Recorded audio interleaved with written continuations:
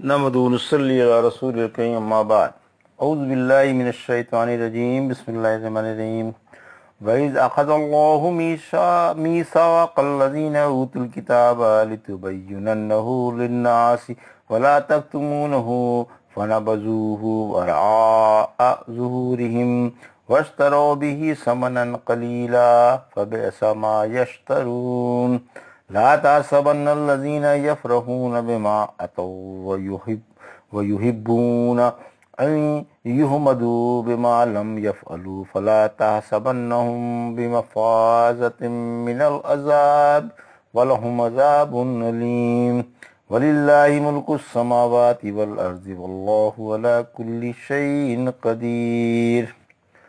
ابھی آپ نے سورہ آل عمران کی آیت 187 سے 189 کی تلاوت سماعت فرمائی۔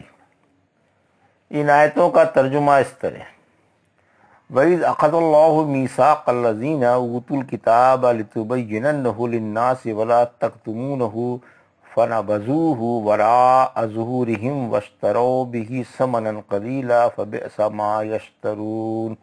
آیت 187۔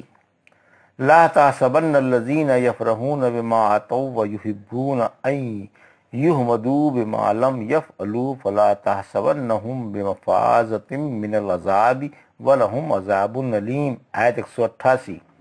وللہ ملک السماوات والارض واللہ علی کل شیء قدیر۔ آیت 189۔ ترجمہ: اور جب اللہ نے اہل کتاب سے عہد لیا کہ تم یہ لوگوں کو کھول کھول کر بتاؤ اور چھپاؤ نہیں، پھر انہوں نے یہ عہد اپنی پیٹھوں کے پیچھے پھینک دیا اور اسے تھوڑی سی قیمت پر بیچ ڈالا۔ وہ چیز بدترین ہے جس کا انہوں نے بیوپار کیا۔ آپ ان لوگوں کو جو اپنے کیے ہوئے کاموں پر خوش ہوتے ہیں اور اپنے کرتوتوں پر تعریف چاہتے ہیں عذاب سے محفوظ نہ جانیں، انہی کے لیے درد بھرا عذاب ہے، اور آسمان و زمین پر اللہ ہی کی بادشاہت ہے اور وہ ہر چیز پر خوب قادر ہے۔ یہ ترجمہ تھا آیت 187 سے 189 کا۔ اس کی تفسیر: آیت 187 اہل کتاب کی مذمت۔ اس آیت میں اہل کتاب کی مذمت ہے اور انہیں ڈانٹا گیا ہے کہ ان سے انبیاء کی زبانی رحمت عالم صلی اللہ علیہ وسلم پر ایمان لانے کا عہد لے لیا گیا تھا، اور یہ بھی اقرار کرا لیا گیا تھا کہ آپ کا ذکر خیر لوگوں میں پھیلاتے رہیں اور لوگوں کو آپ کی اطاعت پر آمادہ کرنے میں سرگرم رہیں، اور جب وہ رسول موعود علیہ السلام تشریف لے آئیں تو اس کے مطیع و منقاد بن کر رہیں اور اس کی ہر طرح سے خاطر و مدارات کریں۔ لیکن ان ذلیلوں نے کیا تو کیا کیا کہ آپ کی صفتیں چھپا لیں اور جس بھلائی کا وعدہ تھا اس کے بدلے تھوڑا سا دنیوی حصہ قبول کر لیا۔ یہ کتنا برا سودا اور کس قدر حقیر معاملہ تھا۔ اس میں علماء کو تنبیہ ہے کہ وہ اہل کتاب جیسا سودا نہ کریں، ورنہ جو وبال ان پر آیا تھا ان پر بھی آئے بغیر نہ رہے گا۔ علماء کا فرض ہے کہ اپنے مفید علم سے لوگوں کو فیض پہنچاتے رہے تاکہ لوگ نیکیوں کی طرف رغبت کریں اور ان میں اعمال صالح کا شوق پیدا ہو۔ دینی بات کو چھپانا علماء کی شان نہیں۔ رحمت عالم صلی اللہ علیہ وسلم نے فرمایا، جس سے کوئی مسئلہ پوچھا گیا اور اس نے اسے چھپا لیا، قیامت کے دن اس کے منہ میں آگ کی لگام ڈالی جائے گی۔